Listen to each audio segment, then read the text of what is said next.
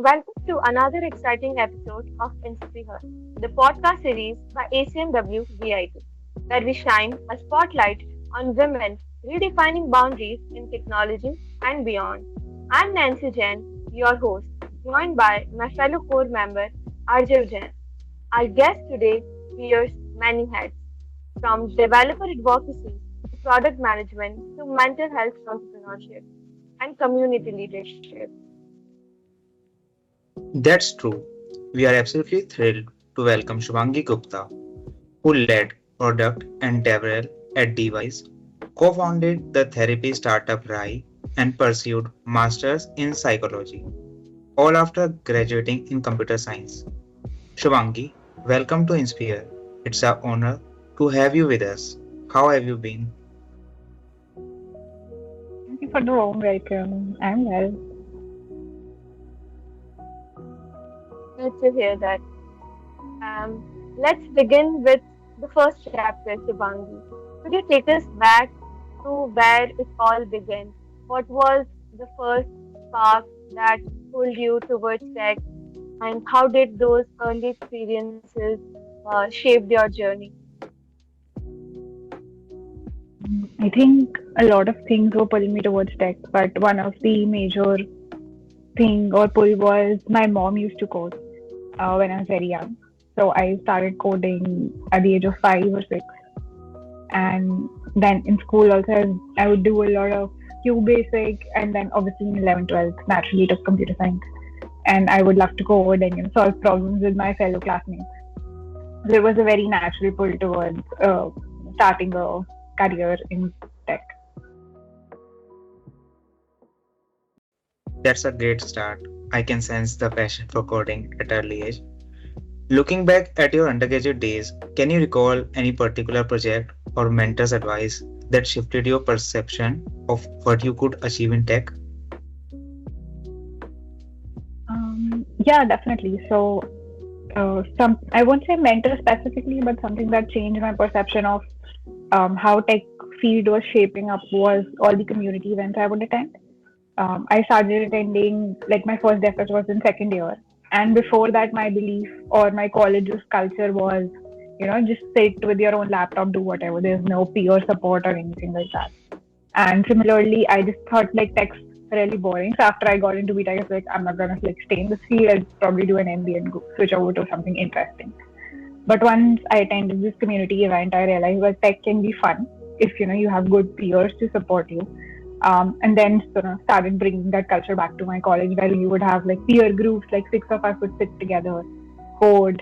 So that was something that really had a shift in my perspective towards how tech's been working. Very fascinating how joining a community can change your perception or something. For our audience who are just starting out, what early habits helped you build consistency and confidence?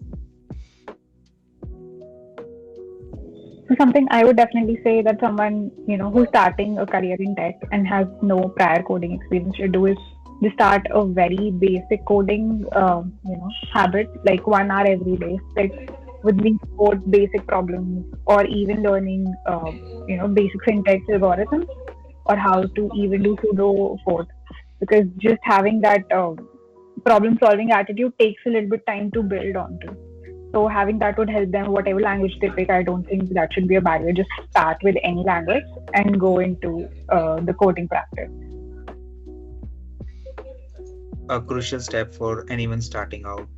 Fast forwarding through your career evolution, your career spans developer advocacy, community leadership, and now product management.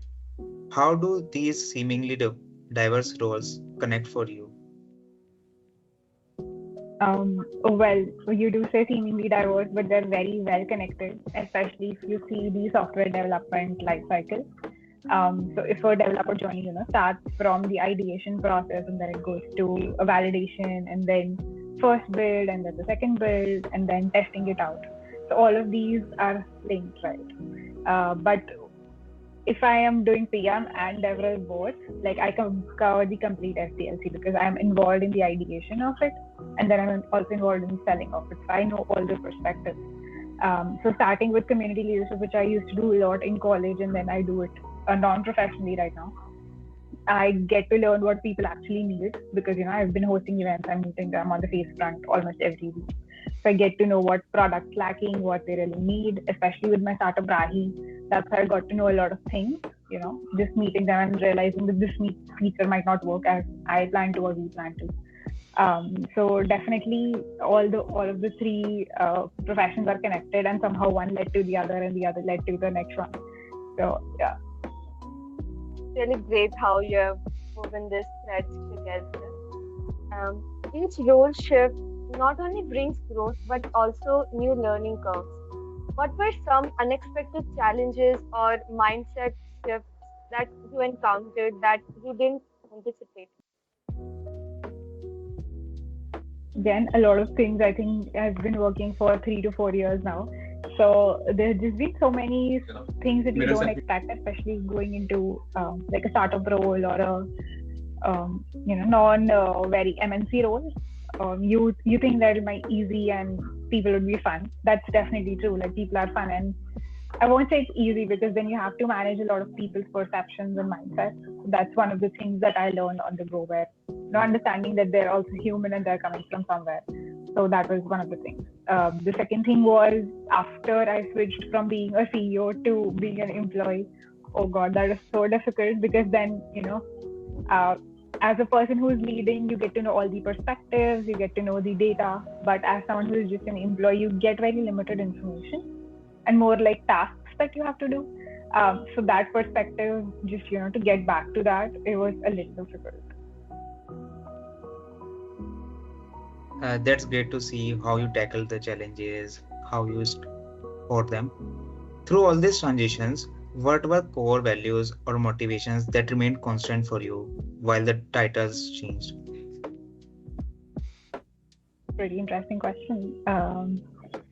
For me, I think something that definitely has stayed the same and something I recall just a while back. I was filling this form when I was a very young kid and they asked, what's your motivation in life? And I wrote, to help people. And as I've grown up, and I just recalled this a while back, I realized that has remained constant for some reason. Like if my job's not giving me that fulfillment that helps people, I usually look for a switch or something else where I can help people.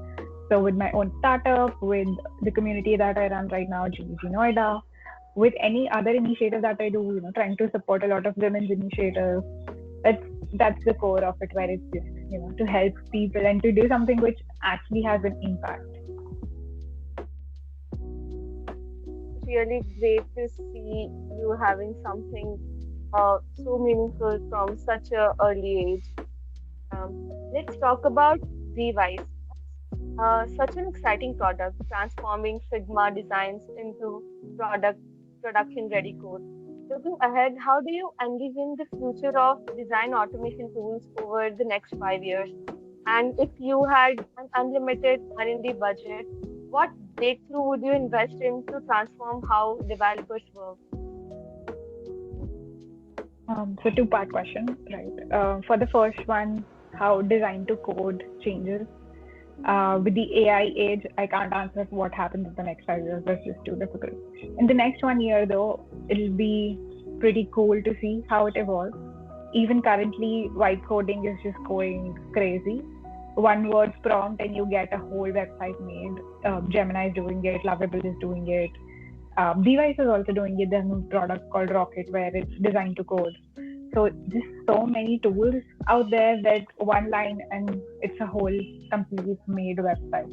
Again, it's not designed to code, it's just prompt to a website. But with design to code, it'll take a little while. I think Figma is trying to catch up. Google's involved in helping Figma build their dev mode. So it might be a bit of a challenge, but in the next 1 year, I think we'll see a lot of change in that area. And the next question that you had, I think, was R&D budget and what would I transform for developers. I think what currently is happening is we get a lot of code from these AI generated tools, and some of it is pretty good. Very basic code is pretty good. But even if you go a little bit advanced, there's just so much extra code that it gives. Sometimes that makes no sense, and then you're if you could have coded it in 2 hours, now you're sitting down for 3 hours just debugging a code which you could have written in 2 hours, right? So some either like a debugging tool which is super amazing, or obviously better efficient LLMs is something that everyone's looking forward to. But I'd rather not, be having other people's jobs. It's better to help them learn to code better. So something that helps new developers especially code better instead of just one prompt, get code, debug it for 3 hours. No. Yeah. So efficiency and learning should be paramount. Being the part of design domain in the ACM, I worked a lot on Figma in the last 1 year, and I also worked on transforming that into front end. So I could very well relate to what all you told. I am more curious on practical side. What feedback loops do you maintain between designers, developers, and users while you worked at DhiWise? Got it. So obviously, as a PM, we start with what is called, user validation, or understanding what a good UX flow would look like. So the users are always kept in mind when we're building the product from the starting point, from the initial point. So that was definitely there. And then after that, keeping the designers and developers on the same page could be a little difficult. But what really helped was I had 2 engineers on my team, one designer. So, all three of us would sit together. There's a very simpler flow here. I would definitely say as I move forward in my career, that would get a little complex. But right now, I was lucky to have a great team. And the designer that I was working with, she had been with DhiWise for longer than I had been. So she knew more about the users, more about the use cases than I did. So I also learned a lot from her on how to, design correctly or what we could do better.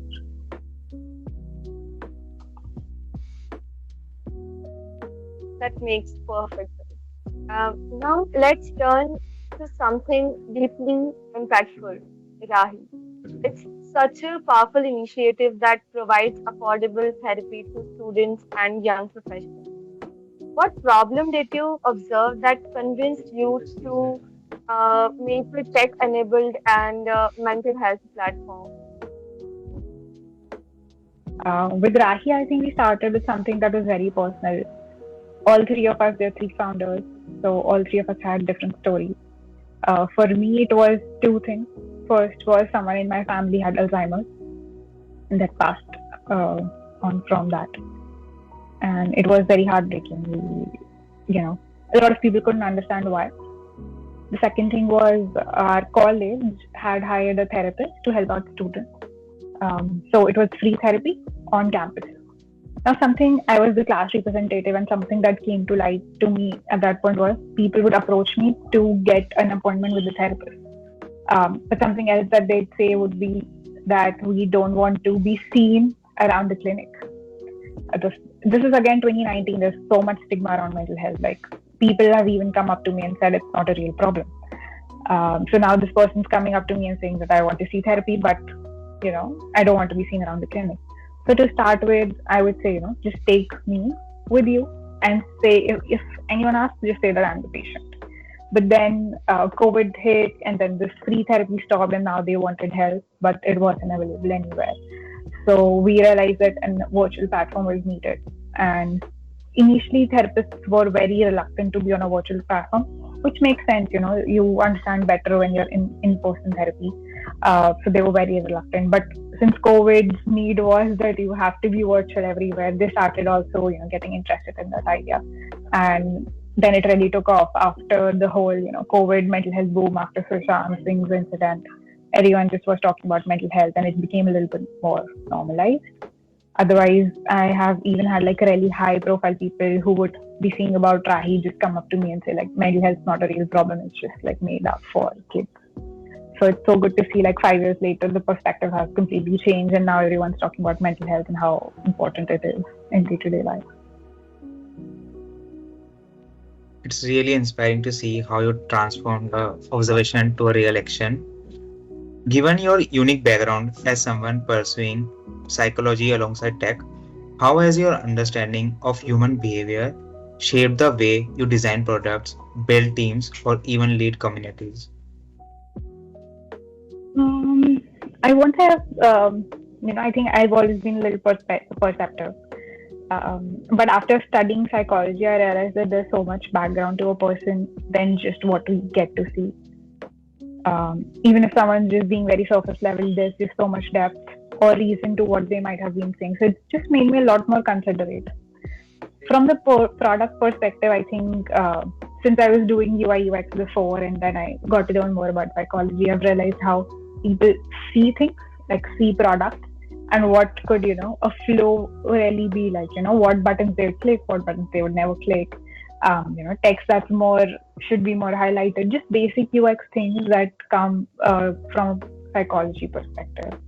With building teams and leading communities, I think that's something, again, I don't think it has psychology, something that has an effect that I've been consciously doing, but probably unconsciously I've been taking those decisions that are more understanding. Like at GDG Noida, that team's, I think, one of the most thriving teams that I lead. And we do so much more than just events.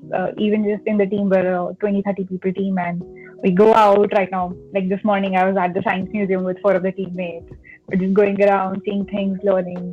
And yeah, so just having a team which builds together, but also, likes to have fun together. It's not just about like work, right? So I think that's something that's come unconsciously. I was very work mode before I did psychology. So yeah. The intersection of your two worlds and how you work with your team is really compelling.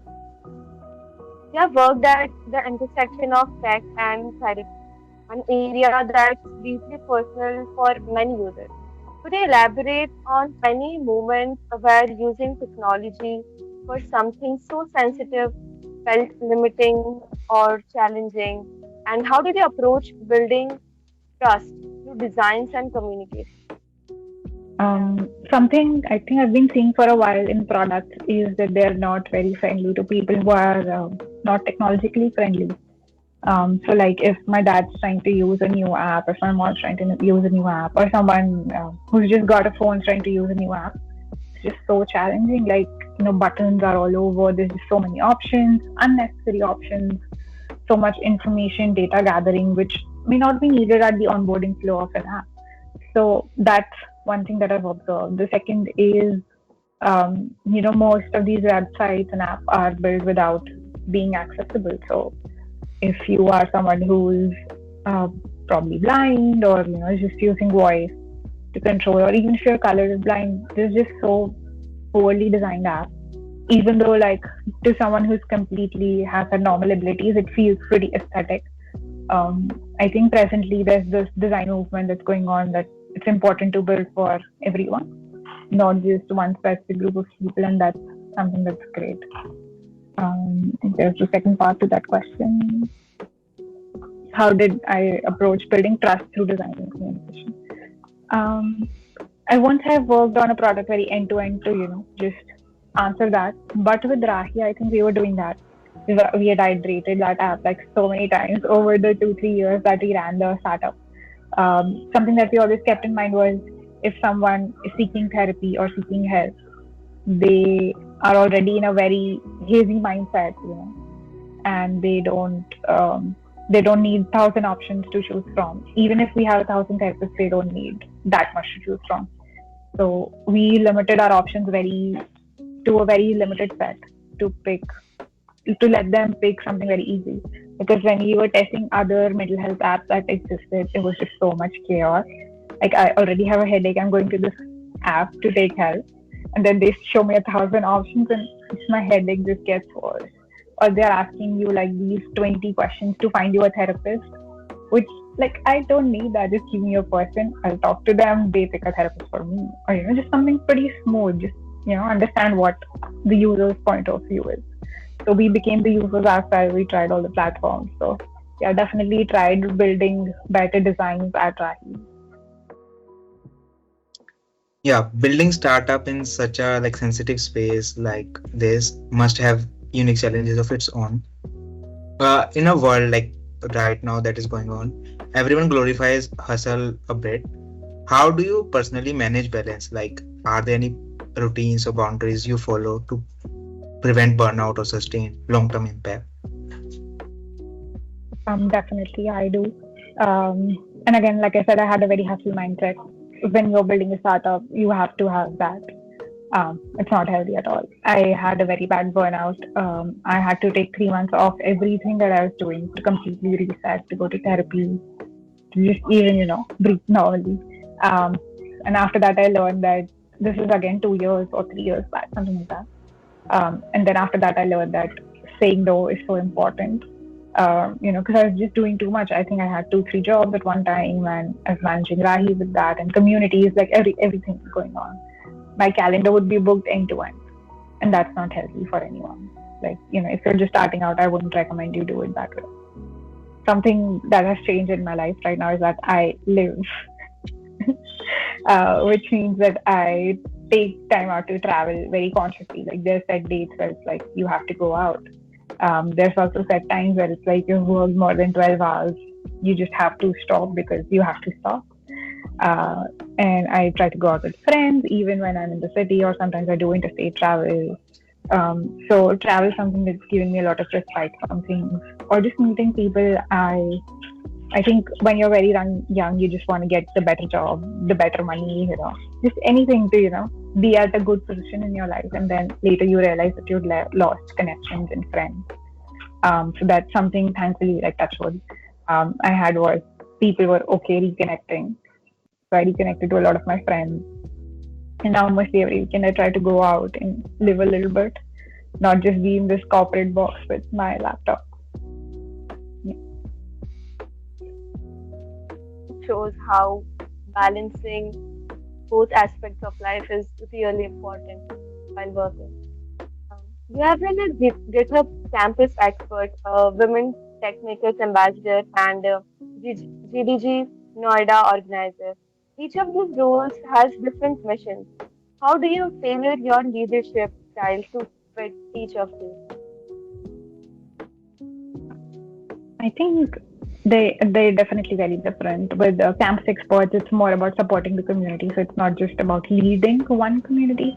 You can go around and support any community you need, and that needs help actually, and needs more maybe training on how to use AI in this modern age, or how even GitHub works, because young students don't know the basic GitHub flow.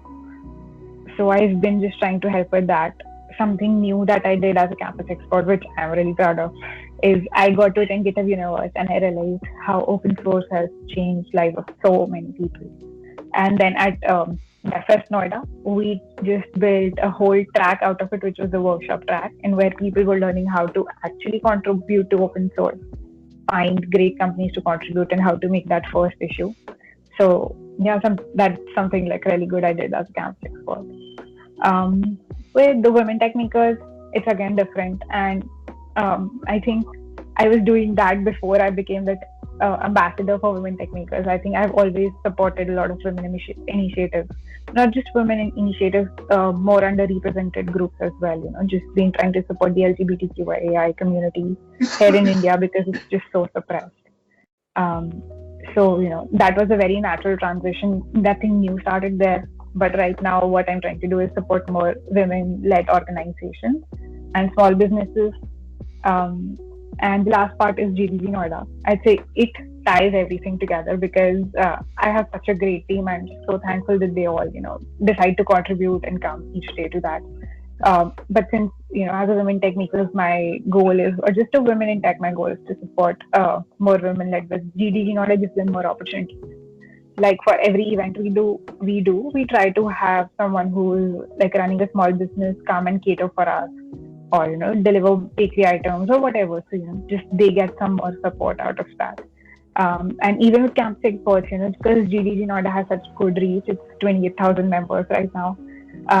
We get to reach more students through that.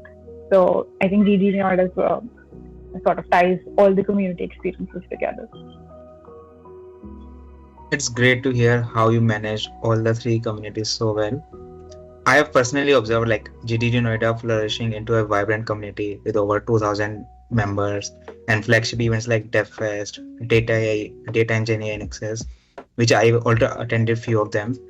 What is one secret that you personally keep to keep community engaged and consistent throughout the events? You mean during the event day or just generally? Yeah, like generally throughout the year, like keep Um, community engaged to the organizers. yeah.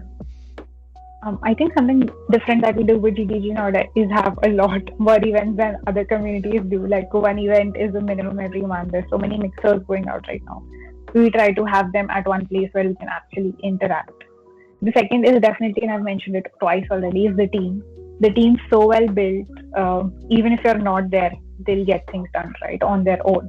Um, because sometimes a lot of communities become dead because the organizer is not there. But right now the team's so well functioning that they'd go out and do the event on all on their own. Uh, so that keeps the community engaged as well. And the third thing is definitely, trying to meet them, talk to them on whatever platform they reach out, trying to help them out. Either they're DMing on LinkedIn or Instagram. Obviously, not the I want a pass replies, but someone who actually needs help or wants to learn or grow something new. So we try to connect them with each other and let them find job opportunities through us. So whatever we can do to help, we try to do that.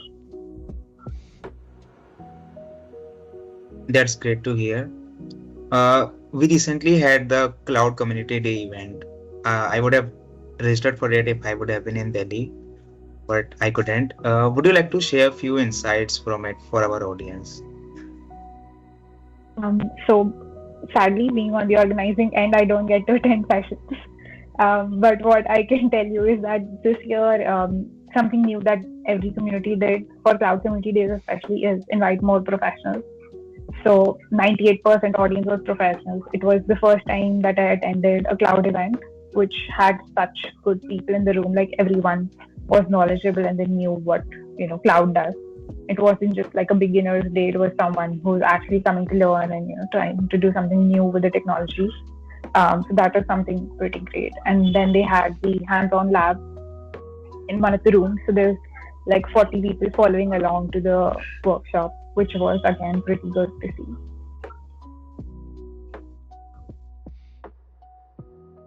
Yeah. And for our listeners who are curious about programs like Women Techmakers or the GitHub Campus Expert, could you share what opportunities do these offer and how can one get involved in these?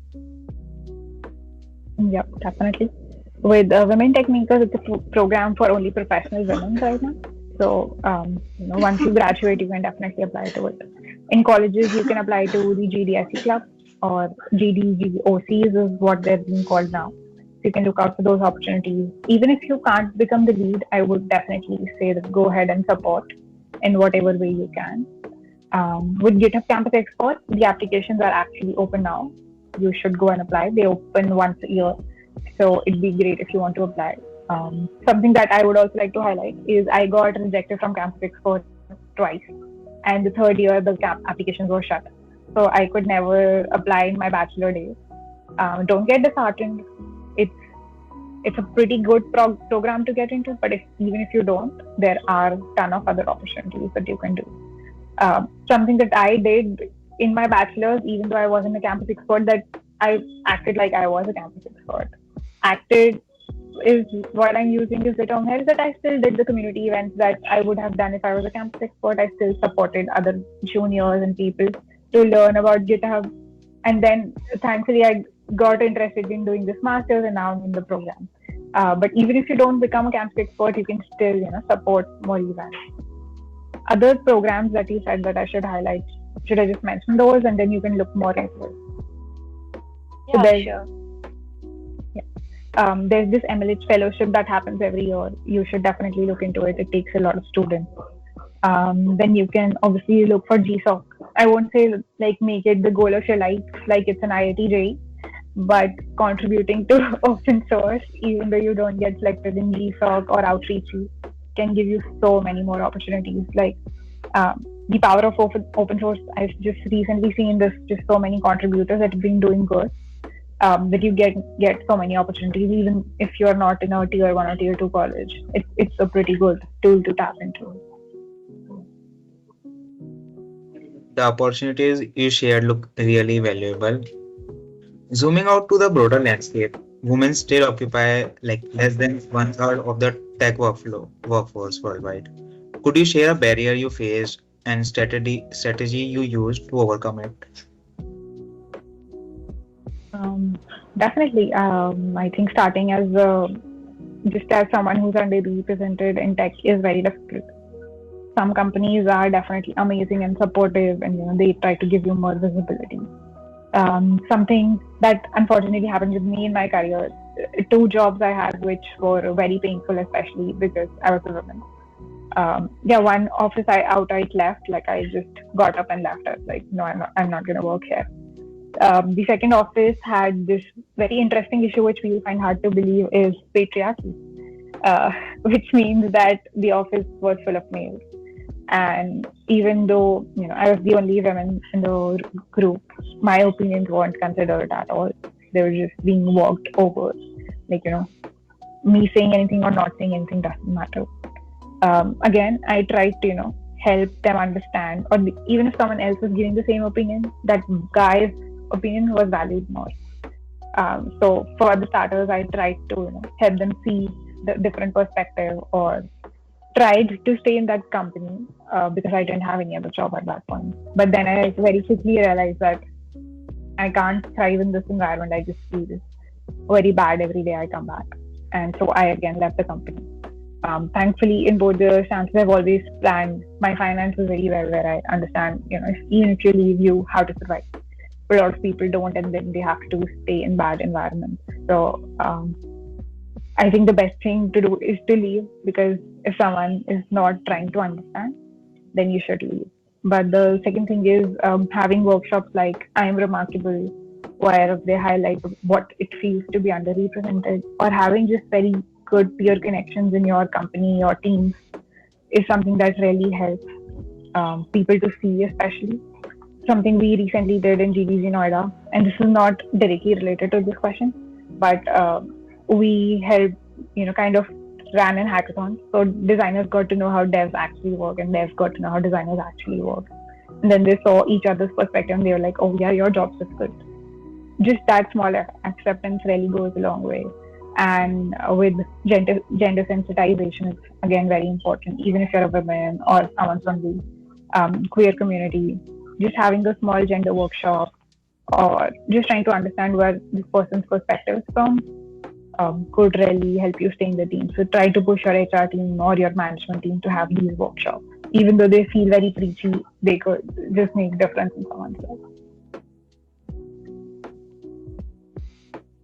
Resilience really shines through in how you have navigated those challenges and created a community where everyone is treated fair. For students wanting to explore developer relations, what early actions or habits helped you build visibility and confidence in the community? What would you suggest they focus on to make their presence felt? Um, Something I tell anyone who approaches me and is a very young student, especially like in second year or so, to be, like I want to be a DevRel. I ask them why. Something that social media has changed about the DevRel career is that it's very spotlighted, very highlighted, because they're traveling for conferences, they're doing talks. Something that social media doesn't show is that, they spend most of the time away from home. They have a lot of health issues because of all the constant travel, the talks that they have to give. Sometimes they might not be an expert on the topic, but the company is representing it and they have to do it. There is a different side of DevRel as well, and since it's just spotlighted, a lot of people don't see it. The other thing which is very sad, especially in our country, is the DevRels get paid very less, because they're mostly part of a marketing team instead of where they should be in the engineering team. So this is something that you should consider before even thinking about this career. The second thing that you should consider is why DevRel? Like, are you trying to run away from being a dev? Because a lot of students would. Lead code sounds so hard when you're in college. Even learning Angular sounds very hard, right? But as a DevRel, you will have to do these things as well, not lead code, unless it's in the interview, but you will have to do dev anyway, So don't try to use DevRel as an escape route. So once these two categories you've passed, and now you're at a point that no, I'm not doing it because of it. I actually love DevRel, and that's why I'm doing it. What you should do. Just try to make a basic presence around yourself. It doesn't have to be by you starting your own community. You can contribute to other spaces. Especially something I did was start with a startup because they have a lot of grunt work to do, so you get to learn so much on the go. So go ahead, find a startup who will let you contribute. The pay might be low at the start, but you'll get to learn more. So yeah, just try the career out. Especially if you're in your college, just try doing a DevRel internship. Insights you shared about DevRel career and the roadmap you told was really valuable. Before we wrap up, what advice would you give to your younger self or to a student listening today who's unsure whether they are techy enough to belong to this space? Um, I think to my younger self or even my present self, because I do get this imposter syndrome from time to time where I'm like, do I really know anything, or do I actually exist in this space? And that's very common, especially the tech field, because it evolves so quickly. Like last year I would know everything, and this year I'm like, what? Where did agentic AI come in from and become the whole situation about AI, right? So I would say that even if you feel right now that you don't belong in this space, then try to understand why. Is it because you feel like you have a lack of knowledge? And if you have that lack of knowledge, there's just so many resources, especially for techies to learn. So go ahead, try to learn, and even with GPT now, it can become your personal tutor. Even so go ahead, increase your knowledge, and that'll help you overcome your imposter syndrome a little bit. The second habit you can definitely do is try to maintain a small, not exactly journal, a sheet of paper where you write all the tiny things you've achieved. In the moments where you really deep down feel like an imposter, I just go back and read the sheet, and it really helps me. And the third thing that really helped me, which I didn't know could, was just existing in the community. So I was attending this mixer, and someone was asking all these questions about AI technology and the upcoming technologies, and I knew the answers. So while I was telling that to them, I was surprised by myself actually that I already know this much because I was feeling like I don't know anything. So gaining knowledge, having a small self-help journal, and third is just talking to people. It gives you new perspectives. It gets you out of your own head. So yeah, just try to talk to people, learn more, and be confident in yourself.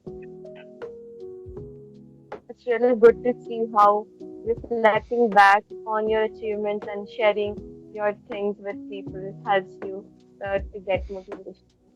Shubhangi, if someone asked you your biggest advice, or what would you, if you've got like 30 seconds to share something really important with them, what would you share? What would you like to tell them? I think when you're in college, you're very conflicted between all these things that are being thrown at you: dev, AI, coding, what you should do. I'd say pick everything, like a little bit of everything, and then see what actually works for you. Don't just try to go after one thing, because college is a time where you can explore. So try everything, just like try all the ice creams and then pick a favorite. That's what you should do in college. Like spend the first 2 years trying all the ice creams and then being like, this is what I'm gonna do. Shubhangi, thank you so much for being with us today. Your journey is not just inspiring, your story from tech to therapy beautifully embodies the spirit of InspiHER. To everyone tuning in, if this conversation resonated with you, do share your thoughts in comments or post about it on LinkedIn by tagging ACMVIT and Shubhangi Gupta. We'd love to hear what inspired you today. Thank you so much. Until next time, stay curious, keep building the future you believe in. Thank you once again, Shubhangi, for your time and the depth of insight you brought to each question. Thank you so much for inviting me on this podcast.